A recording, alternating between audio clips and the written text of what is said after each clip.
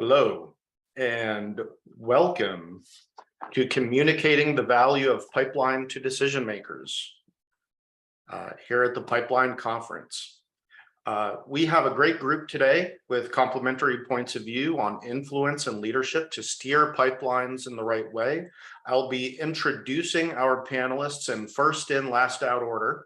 And please, along the way, as we've been doing in the other talks, put your questions into Whova, and those will get pulled, and we will ask those as soon as we are able to stop, pause, and get those questions in. So first, I'll be introducing Jonathan Gagnon.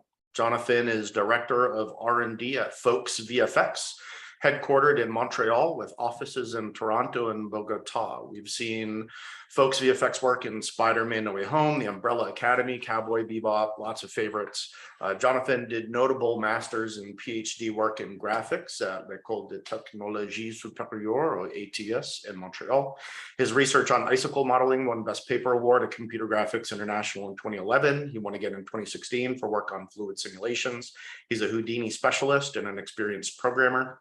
Jonathan focuses on fluids, topological changes, and texture surface synthesis.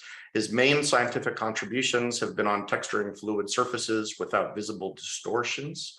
Folks VFX has been a member of FuseFX since 2020 with over 300 artists, and Jonathan continues to engage with universities, spinning up R&D efforts whenever the right problems are identified. Welcome, Jonathan. Laurence Simet. Jonathan, are you with us? I don't see your video yet, so I'm sure you'll be joining momentarily. Hello, hi. Laurence Simet, thank you for your work on What We Do in the Shadows, The Expanse, and See with Jason Momoa and Dave Bautista, shows frequently watched in the Thibault house here late in the evening. Laurence is head of technology at VFX in Toronto with CG Supervisor at Folks VFX. He spent almost 10 years at Autodesk on Maya, developing and improving lots of tools that many artists and animators have used a lot, like Arnold, Mental Ray, the Mesh procedural systems, and Maya LT, which I mentioned because I'm from the games industry, and that brought many game artists into Maya from 3D Studio Max and Lightwave. He's a college professor of visual effects and animation at Centennial College, where he's developed courses and taught since 2008. Welcome, Laurence. And last but not least, Bert van Brand.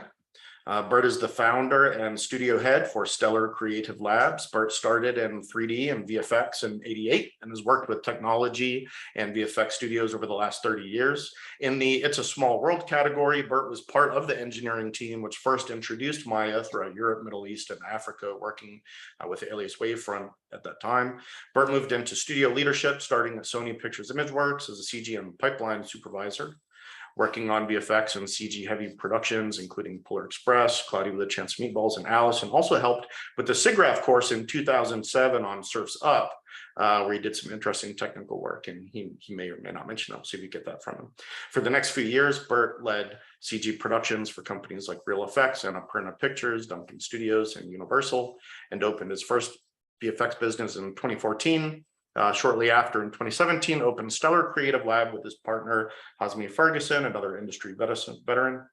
So Bert, please start us off with your perspective as a studio executive with many years of pipeline experience, a key stakeholder in evaluating decisions about pipelines and about how these decisions get made, and help give tools to our audience to influence those decisions in their companies and on their productions. Welcome, Bert. Thank you, Aaron. I'm going to share my screen. I have a little slides prepared. Here we go. All right, let's kick it off. First of all, I'm asked to present a point of view of an executive in communicating the value of pipeline. But I just quickly wanted to go over, that's not where I started. I started as a student in cinematography with a passion for cameras and computers, and started as a CG generalist in '87, working on commercials, TV titles, music videos, and so forth, and worked my way up and pretty much went through all the steps of the pipeline, and we'll bring the point of view, not just as an executive, but also my experience as a pipeline TD and as a pipeline supervisor. All right, some other tidbits of information here. And yeah, I'm geographically confused. I was born in Belgium, live in California, and I work in Vancouver and worldwide nowadays. All right.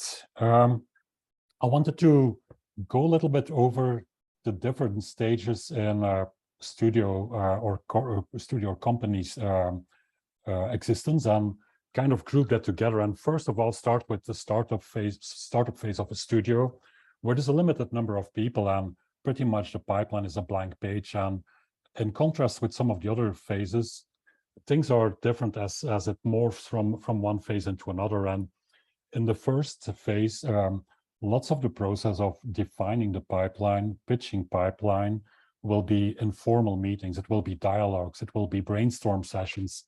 It will be around a whiteboard or around a coffee table and working with the principals of the studio, whether it's the CEO, CTO, head of technology, CG Soup, and talking through all the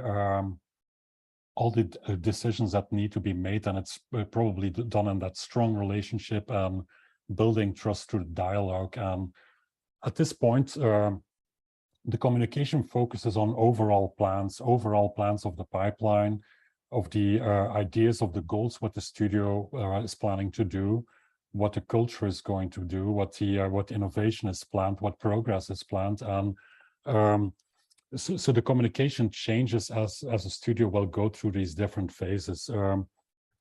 So in this phase, you probably use whiteboards, paper, pen, flow charts, demos, drawings, proof of concepts, be around the workstation. It's lots more hands-on and it's lots more direct, talking to the decision makers very close. Today, of course, that's moved to the virtual world. So using Zoom, using virtual whiteboards and other tools, trying to emulate that direct communication and less formal the decision making in that first startup phase where things go really quick.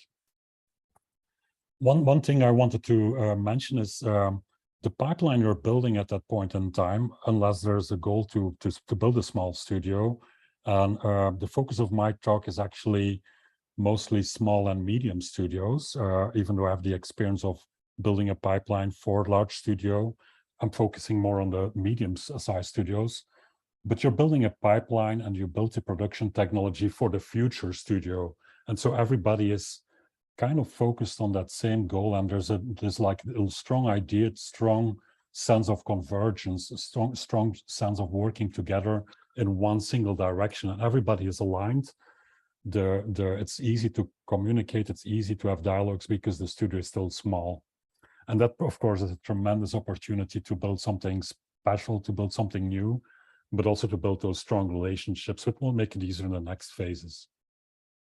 So the next step is, well, some exciting thing has happened. If the studio signed its first big contract, and yeah, you know, modeling is going to start in 2-3 weeks. So things are shifting. Suddenly there are immediate needs. Two words here, immediate and needs. Things starting to become a little bit more urgent, and there's a sense of urgency. So also you get probably, because we're growing from, in my simulation here, from 25 to about 100 or 100 plus people, you get lots of new colleagues, and that's very exciting, but you also bring lots of new ideas. So suddenly we have a divergent force, and your job as a pipeline TD, pipeline lead, pipeline supervisor becomes herding all those different ideas, unifying, and leading those to come to an agreement on directions. In the early phase, it was easier. It was a very small group. Everybody was already aligned on the idea. Now people come with their background, with their ideas, and things can diverge if you're not careful. So also these new folks that come in the studio that's now growing, they're not familiar with the new pipeline, the new tools. So training and documentation is very important. And that will also help them to bring on board with this new direction on how the pipeline is set up in this new studio. So this is also presents opportunities. The soups, the producers, production managers, they are your new dialogue partners, but it can also be your champions, because before you had maybe daily, weekly check-ins with the stakeholders. Now these people are super busy. They're recruiting, they're financing, they're doing all other things. So you have weekly check-ins with your line producer, with your supervisors, CG supervisors. And the language is changing from more overall plans. You're going to Gantt charts, Kanban boards, and suddenly people start talking about milestones and due dates. So there's an urgency, and the language is changing, and the dialogues are changing. Your dialogue partners are changing. And so there's probably less meetings with the principals now, the CTO, CEO, or other stakeholders, but you will still have those meetings for larger decisions. So this is very exciting times, but they're also challenging as the rubber meets the road. You start modeling in 2 weeks now. So another phase in a studio is what I call a studio pivot. And this happens quite a bit. It's maybe moving from a small studio specialized in advertising to do TV series to feature, VFX to animation, 2D to CG, introduction of USD, real-time GPU, work from home, interactive. So it happens a lot. And usually this requires a completely new dialogue with all the stakeholders. And you have to ask all the questions. It's okay, what is this new feature that we're going to work on? What are the assumptions on those features? Can I read a script? How many characters? What is required? And or when you go to real time or GPU rendering, what are the new realities? So your job as a pipeline TD lead supervisor is to investigate and learn. So these conversations are trying to figure out all that information, getting that information from everybody, because now it's spread over a company that's probably 100 plus. And now you're planning to transition or add new technologies into the existing technology. And I'm saying this is never just the same, because oftentimes you will hear people say, but we've already been doing this. It's just the same, right? But it's never just the same. These are big changes. So your job is to now to become your manager of change, and obviously educating is very important in this as well. So studio pivots, very important. I came on board at ImageWorks when they went from VFX to feature animation, and I had the opportunity to, after a week of being there, to pitch the pipeline or a feature pipeline to a group of people I've never met. And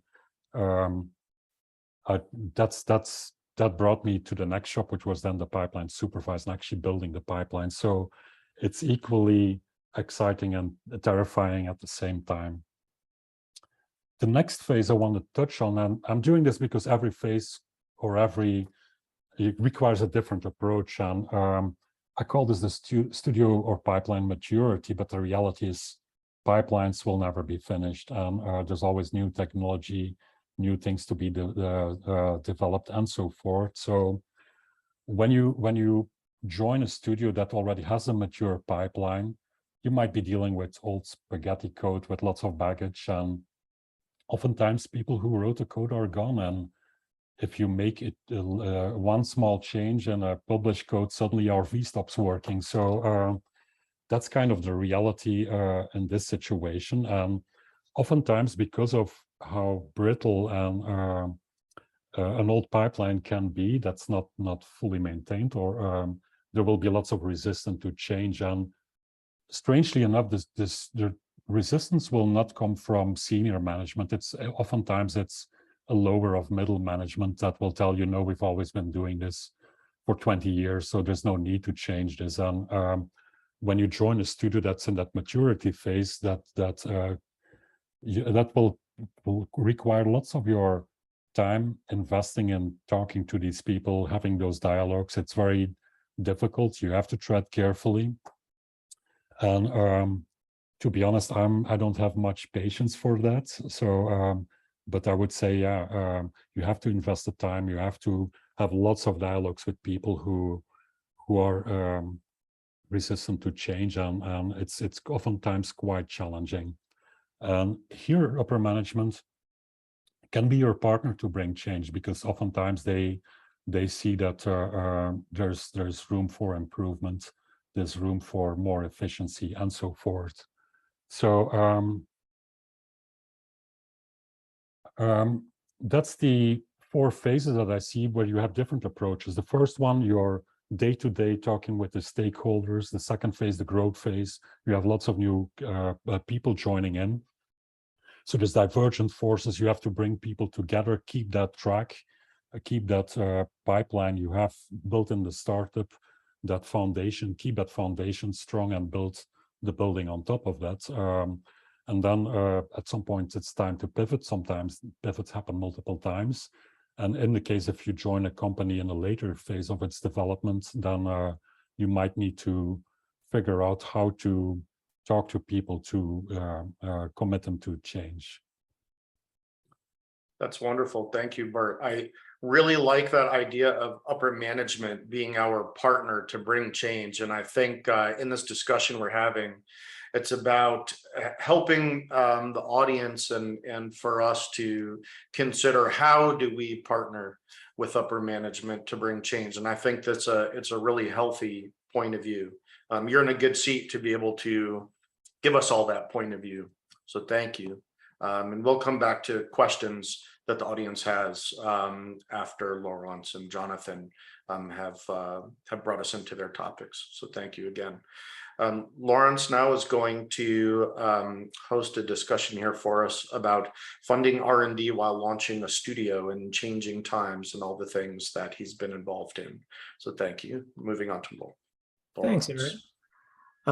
So I don't have any slides for this part, so it's just going to be me talking, but I have done a lot of trying to win investment and winning investment and getting funding in my career. And I think my biggest challenge was VFX Studio, which we started in the middle, actually very early on in the COVID-19 pandemic in 2020. And this ultimately became a big exercise in building trust to build a studio that started with 5 people and is now almost 145 people in the span of 2 years.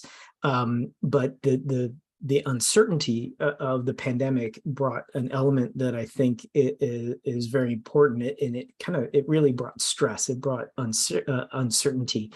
And even though I hope the pandemic is waning down, I feel like that is going to be something we have to deal with more and more as the world is changing so quickly. So I wanted to talk about a couple of kind of different areas, and Aaron, feel free to jump in if you want to throw a question to the group. But first, I think first of all, I'll say Bert really nailed it. Like that was really my life. And I think there was a segue there, but like how to communicate with leadership. And so I'll start there as someone who's kind of built business and dealt on the business side, but also been a TD and a pipeline developer and designer and worked in software. One of the key things that we had to achieve was getting everybody aligned to a vision, especially when building a studio from scratch. You have to spend a lot of money. And we had that capital, but the purse strings needed to be kept tight because we knew we had to get to a certain point with that capital. And ultimately that required that we talk in the language of business to leadership. And I think that's a skill I think anybody who's trying to win funding for an idea is very useful to have. And so, there's a few things that really stuck out for me as being successful in that process. The first one is kind of understanding the problems that your leaders have. So every business has a set of needles or KPIs or whatever you want to call them that need to move. The studio leaders, your head of technology, they have ideas of where that studio wants to be good, what they want to grow into, what business they want to win, businesses they don't want to be a part of.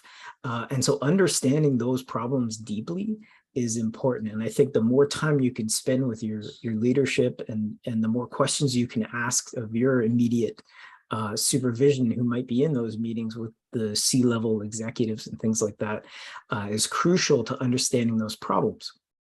Because you might have this great idea, you're sitting in the pipeline and you really want to build this tool, you think it'll be great, but if it doesn't align with those problems that leadership is trying to solve, it's always going to be an uphill battle to try and get funding for that idea. So if you're aligned there, then that's really a good place to start.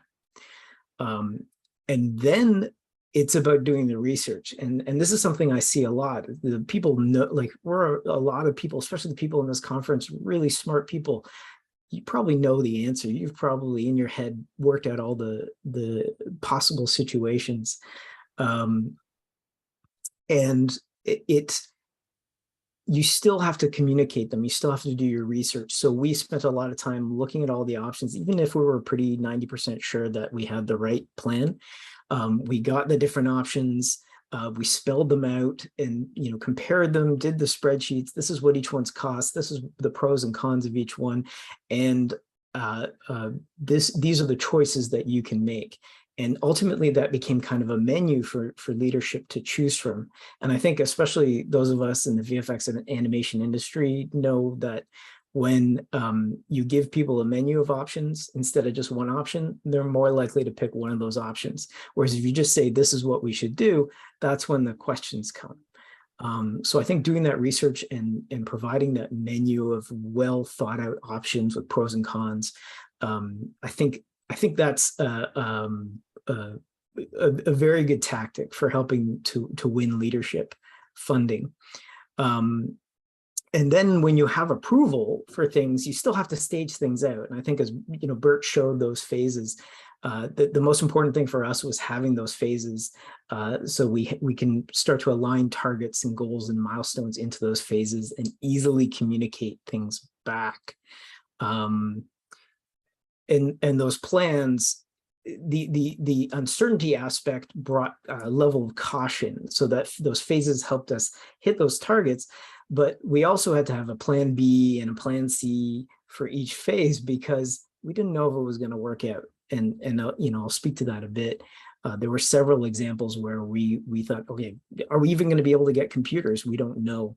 And so it was really good to have those backup plans. And again, that was all part of building trust with leadership, that they had that confidence that, okay, if this doesn't work out, we also have another plan to go through.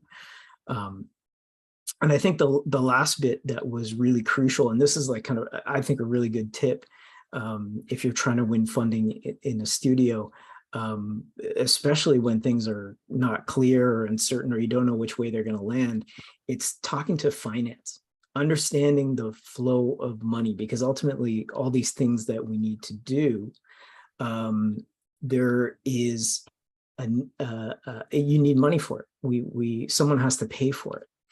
And so if you are able to spend time with finance, understand cash flow for the studio and how the money is going to flow. This is especially important if you're in a small studio. You know, at the time we were like 20, 30 people, you know, revenue only came in small chunks. So we really had to be careful with how we spent our money. Having that conversation with finance, sometimes we'd say, okay, we need to do this. And they go, no. But if we could say, hey, what if we could move this to this month? How's cash flow in that month? They say, oh yeah, no problem. We can do that month. So really kind of getting close to your finance department it helps to ease the flow of money. And then again, all of this is building trust. As you start to succeed and people see the shots go out and the tools start to show up, and that the money is going in the right places and the revenue starts to come in as a result, you're building trust, and it's much easier to ask for money for things after that point. So for us, doing the homework was kind of a critical thing. I'm not sure if anybody else on the panel has some similar experiences. So do we have any anyone on the panel who wants to chime in about ways that you built trust? I really like the point, Lawrence, that you made about doing your research. I think that you have to be proving yourself all the time, especially when a lot of money is involved and tight deadlines. That's a very good point. I think we'll probably maybe come back to the topic when we do our group Q&A in a few minutes. This is very good. Were there any final points that you wanted to make as part of your talk here, or would you like us to come back? So there were kind of like, I think there were three things that we learned along the process. One, doing the homework, that's the kind of, for me, the number one most important thing, and getting people to build trust. But when we were talking about uncertainty, especially being in uncertain times, and I think another thing that worked for us, and it's not something that's popular with everybody, is sometimes you don't know where things are going to land. Sometimes you do all the math, you do all the homework, you do all the research, and you don't know what the right decision is. But for us, we knew, okay, we have to deliver. We want to get to the other side of this thing and survive and continue to grow. And so there was a couple of uncertainties. We didn't know, especially in the beginning of the pandemic, would we be going back to the studio? Would our customers force us back to the studio for security reasons, or would this be a full remote thing? We also didn't know if we should build our infrastructure on premises or really focus on the cloud, especially when we started early 2020. Our leadership knew that they knew the cloud was a good solution for studios, but they had heard some horror stories from people. There were some early adopters who kind of jumped into the cloud, smaller studios, and had a rough time, and so they were pretty leery of that technology initially. And so the way we approached that was to hedge our bets, because we really didn't know, we didn't even know if we could get workstations because of supply line constraints, and we knew we were hiring people and they had to have something to work on. And so we hedged our bets, and we built an on-premises studio and a studio space, and we also built a studio in the cloud. And we were really lucky. We had a great vendor. Their name is Dead Drop Labs in Toronto, and they really helped us do things like estimations and forecasting and kind of try to take some of the mystery out of the cloud, for example. And that helped us a lot. And then as we started to grow, it became true. I put in an order for workstations and render blades. They showed up 10 months later. Without the cloud, we would have been completely hosed. And the good part of that is, at the end, when we're coming out, we now have this kind of very strong foundation in the on-premises facility that we built. We have, and there's that trust, and okay, we have that cushion that the cloud then built on top, and then we could easily, very quickly grow with the cloud and scale out a lot quicker. So ultimately, in the end, they're hedging our bets actually gave us, more power ultimately. Great job managing your risks. Those are awesome takeaways for us. Thank you. Okay, we're going to move into Jonathan Gagnon, who's going to talk about next steps in areas of R&D and applied research. So Gagnon, take it away. Cool. Can you all see my screen? Yes. Awesome. So what are the next steps? So when you have an existing infrastructure and integrated tools, because we overcame, as Lawrence mentioned, the uncertainties of choosing the right hardware, the right tools, and the right studio location, for example. What we need to do next, in our case, is basically doing R&D. So I'm gonna talk about what is the definition of R&D in a VFX pipeline, what are the examples of R&D projects, how to fund R&D projects, and why doing R&D. So here I'm going to give the definition of R&D that we use at Folks VFX. It's not a universal definition, it's the one that we use. And it's also terms that the Canadian Revenue Agency is using. So it helps us when we want to have funding for a project. So basically, we'll start with what is the definition of pipeline TD in Folks VFX. So basically, the TDs at our place, they set up new shows, they fix issues day to day. with artists. They work on the color pipeline, they do a workflow optimization, and they build tools for the artist. The outcome of their work are basically tools based on integrated technologies. In this case, we have low uncertainties because we use existing technologies. And the frequency of result is pretty high because if an artist cannot work because the publisher is broken, we need to have a fix quickly. So we cannot wait weeks for that. We need a result right away. We can have limitations with the work of the pipeline TDs. We can have complexity in the structure of the tools. The more tools we have, the more complex it can be. And as Bert mentioned earlier, and if we have very old code, it can be spaghetti code. So people, they don't want to touch that. So it can be like a time bomb. So we need to manage technical debt as well. And we need to be sure that with a big amount of tools, every time we release something on the pipeline, it doesn't break anything. So we need to have something robust for that. So this is where we start doing software engineering. Basically, this is where we're going to do software design. This is where we're going to build a framework for all the TDs. This is where we're going to work on the schema of the database. This is where also that we going to design deployment strategies. We are also going to work on the technical debt management. The end result of that are software based on existing technologies and methodologies. We have a little bit of uncertainties because we use existing methodologies, but we still don't know what's the best one to use on a live pipeline. The frequency of result is lower than what we have on day-to-day basis, so we end up with more like new results every week instead of every day. When we do software engineering, we have limitations.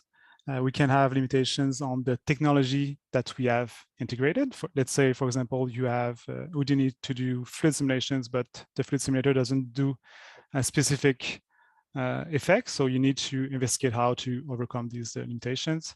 And we can also have limitations on the methodology that we are using. For example, back in the days, in the 90s, there were no agile development. So we create the agile development and we integrated in existing workflows. And to do that, to explore new ways to do things, this is where we start to do R&D. Basically, we do at first exploratory development. So this is where we're going to do technology watch, technology and limitation analysis. This is where also we're going to do new technology integration. And also, in the end, we also take a look at all the new papers that came out at SIGGRAPH and implemented it into the pipeline. What's the result of the exploratory development is basically new recipes with existing technologies and theoretical approaches.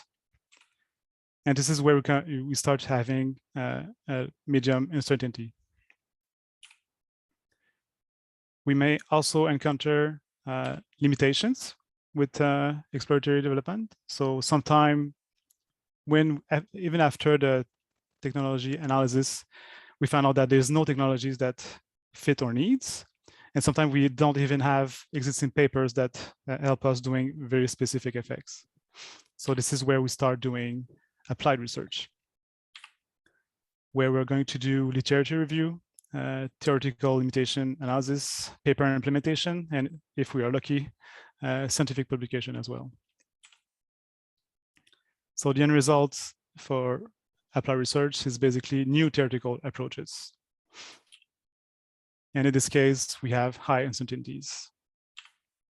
And the frequency of result is pretty low. Like if we are lucky, implementing a paper can take months, but in the average is like a year. So I'm gonna give examples of what are basically the exploratory development projects. In our case at Folks, we have a USD project. So USD is something that exists. So there's no new theory for that. But I think nobody knows yet how to implement it efficiently in an existing pipeline. So we have the technology there, but we don't have the knowledge on how to use it properly. Right now, since Folks is part of a bigger group now, we are part of the Fuse group. we are facing now some architecture issues. So we want to scale up the pipeline in an efficient way without adding too much complexity. So we are doing exploratory development on how to scale up a pipeline. And also in the past few years, we investigate on how we could use deep learning for phase swap using existing open source project, but with an existing pipeline. And when we have very specific shots where the exploratory development project didn't end up well, we need to do applied research. So in the past years, I worked on very specific shots and problems. For example, I wrote a few papers on how to texture fluids because we had a few shots where we wanted to have more details on top of a surface. So we wanted to have a texture for that. So we published papers for that topic. Also, we had a shot where we needed to have a lot of snow imprints, and we end up with a too complex scenes that was using too much RAM. So we needed to build a new workflow for that, and we end up writing a paper especially for that shot. And also we published a paper on how to add details on a viscous fluid. So you can modelize a very complex mesh for a specific frame, but there's no way to advect these details over time on a fluid. So we end up being able to advect a very complex mesh surface over time without reconstructing all the time the surface. So the R&D and the pipeline are a continuum. If we want to have an innovative pipeline, we need to have abundant R&D projects. So all this is part of one team, and all these different swim lanes, they are filling each other's. So how to fund R&D project, especially in Canada, because this is where I'm coming from. So for internal project, it's possible to have tax credits, especially the SR/ED from the Agency of the Scientific Research and Experimental Development. But when we do applied research, we can also have partnership with a university, and there's a lot of grants that are available for that. Basically, every dollar that you want to invest on a specific applied research project, these grant will give you another dollar for that. And most of the time you can end up with 2 different grants for the same project. So every dollar that you invest, you can have $2. So for 100K investment, you end up with a 300K investment project. And this money goes normally to a university and is transformed to a grant for students. So why doing R&D? Well, most of the time it's to overcome technological limitations. It's also to avoid being out of date. For example, right now we are investigating on how to implement USD, but I'm sure in the coming years, everybody will have their own solutions for that. And if we don't start right now to do explorations, we'll be out of date pretty soon.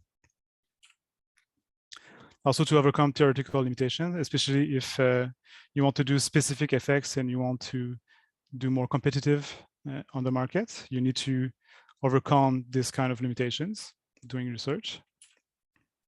And the last point, for me, it's the most important one. Indeed, when you work on applied research project, you need to solve an unsolvable problem. And to do so, most of the time, you need to learn new topics. You need to go outside of your comfort zone, and you need to develop a new expertise on a different, on a connected topic to computer graphics. And I think this, when a person has this new knowledge, not most of the time, it brings also a different perspective on the existing pipeline.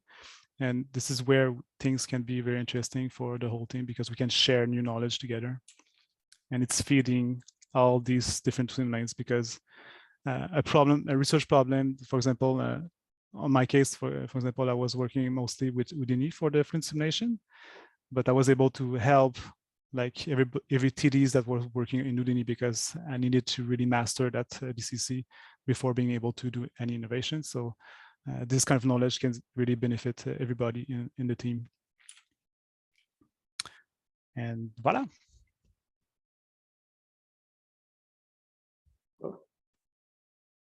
The host has stopped my video, so we'll see if master control lets me back in. I guess I was being too naughty earlier. Here we go. And I'm back. Jonathan, excellent work. Thank you. I have to say you're doing some very impressive work in a very friendly R&D environment. I think my first takeaway was if you're going to do R&D, Canada is probably quite a good place to do it. I wish that there was still the same level of grants and funding in the States. There is still some, but you are really taking full advantage of that, and good for you.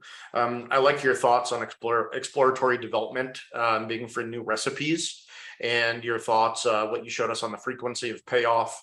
It's a good way to think about investments. You don't really get quite as much into the sort of scale of those payoffs when they do come, but you did talk about the need to stay competitive, and that R&D is an important way to do that.